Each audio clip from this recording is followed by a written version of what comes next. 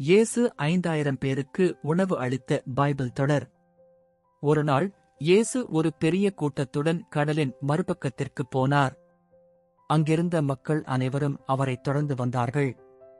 ஏனெனில் அவர் பல மனிதர்களின் நோய்களை அதிசயமாய் குணப்படுத்தியதை அவர்கள் பார்த்திருந்தார்கள். அவர் மலைக்குச் சென்றார். அங்கு அவருடைய சீஷர்கள் அவருடன் அமர்ந்தனர். பெரும் கூட்டம் அவரை நோக்கி வருவதை இயேசு பார்த்தார். அவர் அவர்களை அன்புடன் பார்த்து, இந்த மக்களுக்கு நாம் உணவு கொடுக்க என்ன செய்யலாம் என்று பிலிப்புவிடம் கேட்டார். பிலிப்பு பதிலளித்தான், ஆண்டவரே, 200 தினாரத்துக்கு கொண்டாலும் அவர்களுக்கு போதுமானது ஆகாது. ஒவ்வொருவருக்கும் கொஞ்சமாவது கிடைக்காது.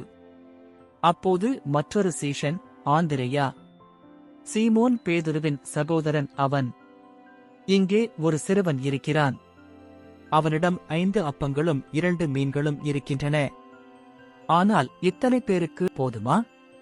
இயேசு புன்னகையுடன் சொன்னார், அவர்கள் அனைவரையும் புல்வெளியில் அமரவிடுங்கள். அங்கிருந்த இடம் பசுமையான புல்வெளியாக இருந்தது. ஆண்கள் மட்டும் 5000 பேர் இருந்தனர். பெண்கள், குழந்தைகள் சேர்த்து இன்னும் அதிகம். இயேசு அந்த சிறுவனின் 5 அப்பங்களையும் 2 மீன்களையும் எடுத்தார். அவர் வானத்தை நோக்கி பார்த்து அதை ஆசீர்வதித்து, பின் அப்பங்களை உடைத்து சீஷர்களுக்கு கொடுத்தார்.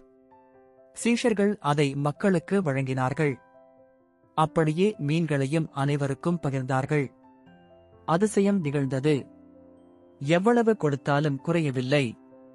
அனைவரும் நிறைவாக உண்டார்கள். இயேசு பின் சொன்னார், இன்னும் மீதமுள்ளவற்றை சேகரியுங்கள், எதுவும் வீணாகக் கூடாது. சீஷர்கள் சென்று சேகரித்தபோது அந்த 5 அப்பங்களிலிருந்து 12 கூடை நிறைய மீதமிருந்தது. மக்கள் இதைக் கண்டு ஆச்சரியப்பட்டார்கள். அவர்கள் சொல்லினர், இவர் உண்மையிலேயே தேவனால் அனுப்பப்பட்ட அவரது குமாரன்.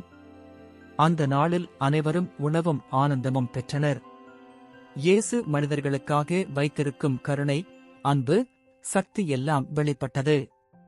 இதன் மூலம் நாம் கற்றுக்கொள்வது என்னவென்றால், கடவுள் சிறியவற்றை பெரிதாக்கி ஆசீர்வதிக்கிறார். நாம் நமக்குரியவைகளை சிறிதாக நினைக்க வேண்டாம். அதை விசுவாசத்துடன் கடவுளிடம் கொடுத்தால் அவர் அதனை 1000 மடங்கு பெருகச் செய்வார். கடவுள் உங்களை ஆசீர்வதிப்பாராக. ஆமேன்.